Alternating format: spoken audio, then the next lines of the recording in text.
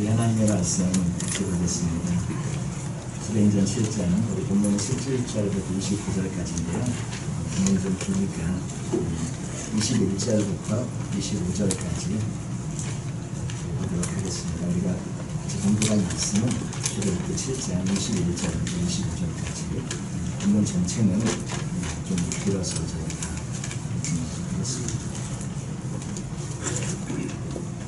사도행전 7장 21절부터 25절까지 우리 한 목소리로 같이 한번 읽도록 하겠습니다. 버려진 그의 하나님의 딸이 그를 데려다가 자기가 낳은 전에 모세가 애굽 사람의 모든 지혜를 배워 그의 말과 하는 일이 나타나더라. 나이가 40년에 그 형제 이스라엘 자손을 부를 생각이 나더니 한 사람이 너무나니 하나님을 보고 오하여 자기는 자를 위하여 모세를 갚아 애굽 사람을 쳐 죽이니라. 그는 그의 형제들이 하나님께서 자기가 심판하여 구원해 주시는 것을 깨닫게 하려고 생각하였으나 그들이 깨닫지 못하더라. 아멘. 여기까지 하겠습니다. 스데반의 설교 가운데 모세에 대한 그런 말씀이 저희들이 본문 가운데 들어가 있는 말씀인데요. 모세에 대한 말씀 너무 잘 아시니까 큰 어떤 모세의 인생 전체를 생각하면서 오늘 줄거리를 크게 생각하면서 한 3가지 정도 말씀을 통해 얘기를 나누고자 합니다. 오늘 말씀 가운데 저희가 읽은 21절 첫 번째 말씀하고 있는 첫 시작이 버려진 후에라고 말씀을 했습니다. 그래서 저희가 오늘 첫 번째로 생각해 보고 싶은 것은 버려진 후에 하나님의 역사가 시작된다는 것입니다. 하나님의 역사는 언제나 저희의 끝에서, 우리의 끝에서 시작됨을 저희들이 알 수 있습니다. 인간의 길이 끝나는 곳은 우리의 소망이 끝나고 우리의 희망이 끝나고 우리 앞에 절망과 좌절밖에 없는 그 순간이 우리 편에서 보면 끝나는 끝부분이지만 사실은 하나님 편에서 보면 시작이고 출발점이라는 것을 저희들이 알 수 있게 되어집니다. 오늘 말씀에 20절 말씀에 그때 모세가 났는데 하나님 보시기에 아름다운지라 그의 아버지 집에서 석 달 동안 길리더니 잘 아시는 것처럼 모세가 밝혀지면 죽잖아요. 아들을 전부 죽이라는 명령이 있었기 때문에 바로가.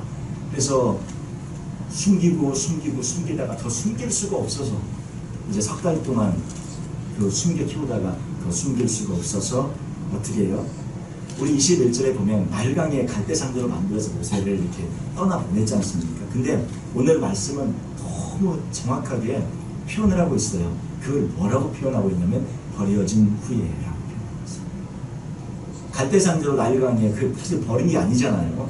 우리 볼 때는 그 엄마 아빠가 얼마나 그걸 챙겨가지고 막 요청으로 바르고 사르라고 모든 것을 다해서 날강에 띄웠겠습니까? 그런데 그 띄웠던 그 표현을 하나님은 정확하게 버려진 후라고 말씀하고 있어요. 이 버려진 후에 이 의미가 무엇입니까?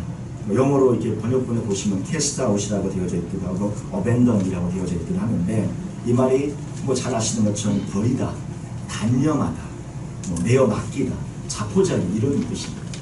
그러니까 지금 이 말은 완전히 단념하고 버리고 내맡겨서 그냥 자포자기의 마음으로 날강에 그 모세를 버린 것과 마찬가지라는 것이죠. 갈대상자로 띄운 것은 사실 모세를 버린 것과 마찬가지. 그 부모의 손으로 더 이상 할 수가 없어서 버리고 날강에 띄웠는데 그 부모의 손을 떠나자마자 그 갈대상자가 누구의 손에 붙잡힌 바 됩니까? 하나님의 손에 붙잡힌 바 됩니다.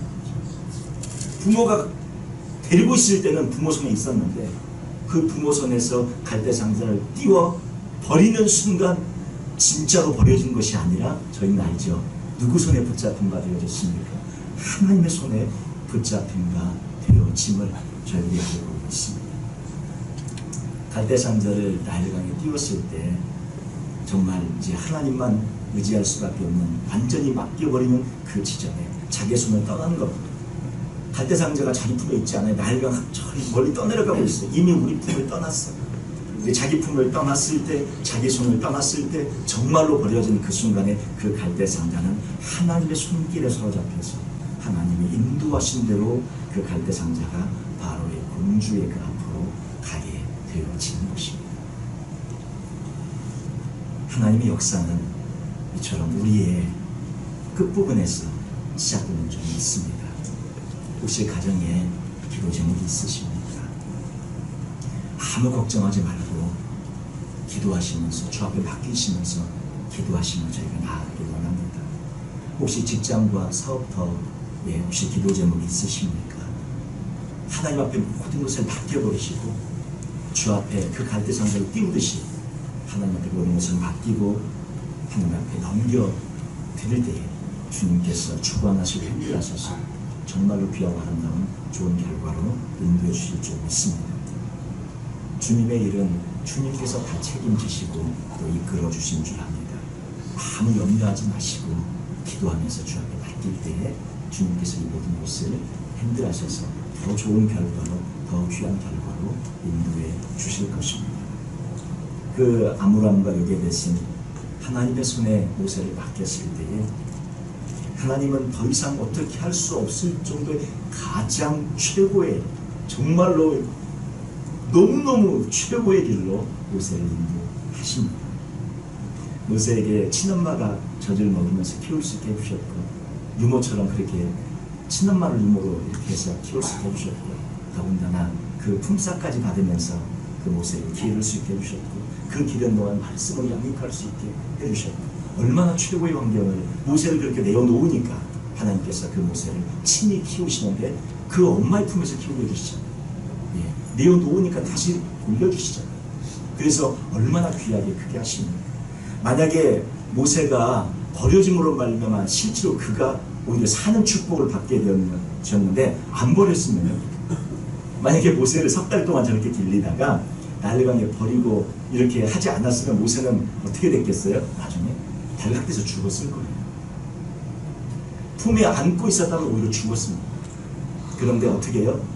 버리고 하나님 앞에 맡기고 나일강에 띄워보내니까 하나님이 그를 살리고 그를 엄마의 품에 키우게 하시고 그를 하나님의 은총의 바로의 공주의 아들로 왕자로 키워나가시는 그런 엄청난 축복을 하나님께서 나에게 주십니다. 혹시 붙잡고 계신 거 있으십니까? 내려놓으시고 포기하시고 맡겨버리시고 주 앞에 신뢰하며 주님 앞에 던져버리시면 주님이 책임지셔서 가장 좋은 곳으로 되갚아 주실 줄로 믿습니다. 그거 붙잡고 키웠으면 모세 죽었을 거예요. 얼마나 거기서 숨겨서 키울 수 있었겠습니까? 4개월, 5개월 조금 이따 발각되죠. 저희가 하나님을 믿고 신뢰하며 하나님 앞에 맡길 때에 주님께서 이렇게 귀한 은총으로 버려진 것이 그를 살렸고 모세가 저렇게 버려졌기 때문에 모세가 살았고요. 버려짐으로 말미암아 그는 더 큰 축복의 길을 걸을 수 있었고 그 가정 전체가 축복의 길로 나아갈 수 있었습니다. 오늘도 우리가 주님 앞에 혹시 버리지 못하고 주님께서 늘 마음속에 말씀하고 있는 부분이 있는데 그러지 못하고 붙잡고 있는 부분이 있다면 오늘 다 내어놓고 버리시고 하나님 앞에 맡기시는 그래서 우리의 끝자락이 하나님의 시작이 되어져서 하나님의 더 큰 은혜와 축복으로 돌아오는 그런 역사의 길로 들어가는 저희 모두가 되시기를 주님의 이름으로 축원드립니다. 두 번째는 이 말씀 가운데 생각이 이러면서 두 번 반복해서 사용하는 말이 있어요. 스데반 집사님이 괜히 쓰고 있는 말이 아니거든요. 하나님께서 지금 의미를 담아서 저에게 주는 도전으로 주고 있는 말씀이 있습니다. 그것은 무엇이냐면 생각이 이런 말이에요. 자, 한번 보실까요? 그 7장 23절에 보면 우리 23절 한번 같이 한번 읽어볼까요? 나이가 40이 되되 그 형제 이스라엘 자손을 돌볼 생각이 나더니 저기 정확하게 하나님께서 지금 쓰고 있는 표현이 뭐냐면 생각이 나더니 뭔가 생각이 막 일어나고 뭔가 생각이 나더니 그리고 또 한 표현을 같은 표현을 25절에 우리 한번 한 목소리 같이 한번 읽어볼까요? 그는 그의 형제들이 하나님께서 자기의 손으로 하여 구원해 주시는 것을 깨달으려고 생각하였으나 그들이 깨닫지 못하였다. 모세의 생각이 또 한 번 생각하였으나 이 표현을 하고 있어요. 두 번 걸쳐서 생각이라는 말을 쓰고 있습니다. 왜 그렇게 할 수 있었냐면 22절에 보니까 모세가 사실은 애굽 사람의 모든 지혜를 배워 그의 말과 하는 일들이 능하더라. 22절에 보면 모세가 애굽 사람의 모든 학술을 배워 그의 말과 행사가 능하더라. 모든 지혜를 배워서 능력이 있었어요. 그리고 그만한 자질이 있었어요. 저 생각을 왜 했냐면 모세가 그만한 뛰어난 능력, 자질, 언변 모든 것을 갖췄기 때문에 이렇게 생각할 수 있었던 게 사실이에요. 그런데 이제 여기서 저희가 조금 깊게 생각해 보고 싶은 부분이 바로 그 부분입니다. 모세 스스로가 볼 때 이스라엘 전체에서 가장 뛰어난 지도자가 될 만한 사람은 자신이었던 거죠. 더군다나 자기는 히브리인인 걸 알았고 이렇게 바로의 공주의 아들로 이렇게 자라게 되어진 것도 하나님의 손길임을 스스로 느끼고 있었어요. 그러니까 알고 있었던 거예요. 하나님이 자기를 지도자로 세운 것을 알고 있었어요. 그런데 이제 그 하나님의 때를 생각하면서 기다리다가 언제가 이스라엘 백성을 돌보고 언제가 저들을 이끌어가는 그런 때인가 이렇게 생각하다가 모세가 스스로 그 40세 때에 자기가 그 때를 결정하고 이스라엘 백성을 이끌어가는 지도자가 되기 위해서 전면에 나서는 그러한 시점인 것입니다. 근데 여기에 두 번 반복해서 생각하였으나 이 표현을 하고 있는 것은 하나님의 뜻이, 의도가 있다는 것입니다. 모세 스스로는 이스라엘 백성을 인도할 그런 지도자가 자신이라고 생각을 해서 이렇게 나아져 가게 되어지는데 하나님께서도 사실 모세를 택하셨어요. 그래서 하나님께서 모세를 통해서 이 일을 하실 것입니다. 근데 문제는 지금 모세가 생각하고 있는데 하나님 앞에 전문들을 갖고 기도하며 주 앞에 나가고 무릎 꿇는 부분이 보이지 않는다는 거죠. 우리 안에도 참 많은 생각이 일어나죠. 우리 안에 참 무수한 생각이 많이 있습니다. 이 생각을 전부 기도의 자리로 가져가시기 바랍니다. 하나님께서 내가 갖고 있는 모든 생각에 그래 그 생각이 이제 내가 결제하니 이제 그 생각대로 내가 하기를 허락하노라 이런 하나님의 음성을 들으시며 주님 앞에 나아가시길 바랍니다. 근데 모세는 그 허락과 결제가 없었습니다. 하나님의 허락과 결제가 없었는데 생각하다가 자기 생각대로 실행해버려가지고 결국 어디로 40년 동안 광야로 들어갑니다. 물론 그 광야 자체도 하나님의 축복이에요. 여러분 광야의 그 히브리어 어근 그 근원이 어떤 말과 같은데 어떤 말과 같은지 아십니까? 하나님의 말씀과 어근이 같아요. 광야라는 말이 히브리어 어근이 하나님의 말씀과 어근이 같아요. 그 말은 무슨 뜻이에요? 광야에 들어가서 모세가 무엇을 배우는 거예요? 하나님의 말씀 앞에 복종하고 하나님의 말씀 앞에 순종하는 것을 배우는 거예요. 말씀 앞에 때를 기다리는 것을 배우는 거예요. 모세가 지금 그거를 지금 생각은 많이 했는데 그걸 못했던 거죠. 그래서 모세의 스스로의 생각은 무엇입니까? 내가 지도자로 서야 되는 거. 자기도 알고 하나님께서 그렇게 정하신 걸 느끼고 있었어요.